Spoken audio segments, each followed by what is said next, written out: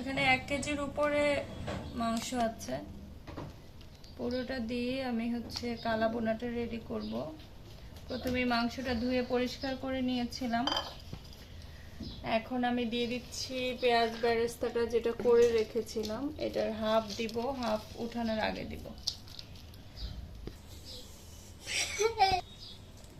দিয়ে দিচ্ছি পরিমাণ মতো আদা বাটা, রসুন বাটা, আদা বাটা,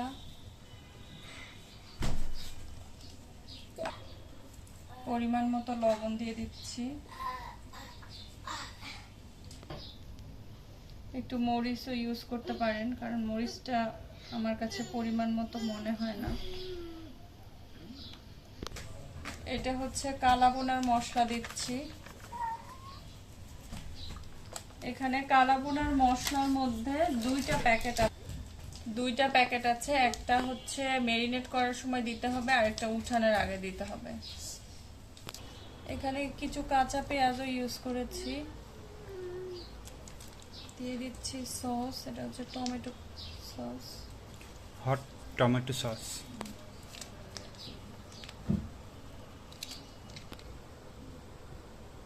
দিয়ে দিচ্ছি পরিমাণ মতো soya sauce. The most important part is এখন দিচ্ছি সরিষার তেল। সরিষার তেলের ঝাঁঝালো গন্ধ দিয়ে এই ইয়াটা বেশি মজা লাগে। সবগুলো উপকরণ খুব ভালোভাবে মিক্স করে নিচ্ছি।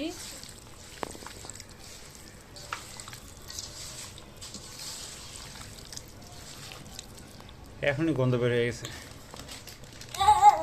আর একটু মশলা লাগবে, পরিমাণটা বোঝার জন্য একটু কম ইউজ করেছিলাম।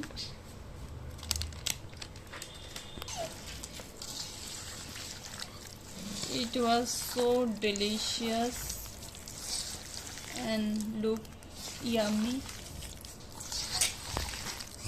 তুমি কি এগুলো বিক্রি করবে নাকি?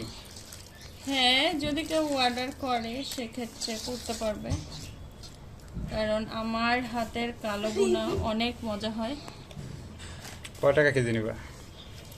এখানে আসলে গরুর মাংসের কেজি তো সবাই জানে, সো ওভারঅল রান্না 1 কেজি গরুর মাংস আমরা নিব হচ্ছে 1200 টাকা।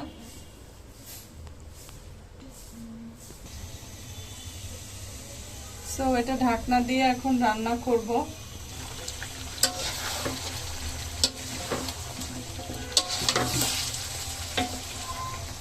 এখনই যে গন্ধ বের হয়েছে।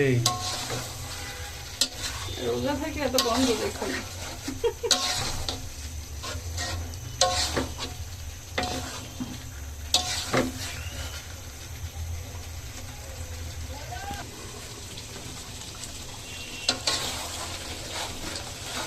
পানি ছাড়া রান্না করবে নাকি? হ্যাঁ, এটা পানি ছাড়াই রান্না হবে। এটা যে পানিটা বের হয়েছে ওটা দিয়ে রান্না হবে।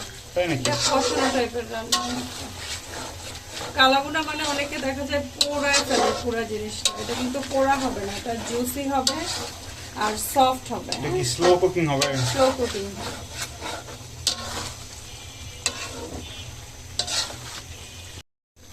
তো আমাদের কালাবোনার যে মেন কালো কালারটা, সেই কালারটার জন্য আমাদের এই মশলাটা দিতে হয় নর্মালি। সো এটা আমরা যখন একদম হয়ে যাবে মাংসটা তখন হচ্ছে এই মশলাটা দিয়ে দিব। এখন আমি জাস্ট বাগার দিয়ে উঠায় ফেলবো। এটা দেখুন কি পরিমাণ জুসি হয়েছে।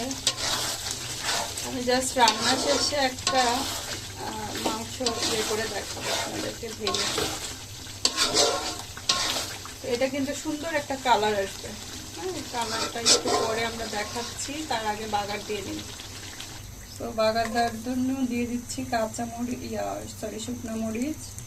এখানে আমরা হচ্ছে রসুন কুচি করে রেখেছিলাম সেটা, আদা কুচি করে রেখেছিলাম সেটা দিয়ে দিচ্ছি, তেজপাতা দিয়ে দিলাম।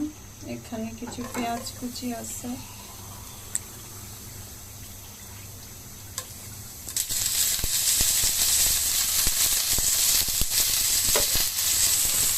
তো এই বাগারটাই হচ্ছে আসল তেল। কালো বোনার যদি বলেন যে মজা কোথায়, বাগারই হচ্ছে আসল মজা। তো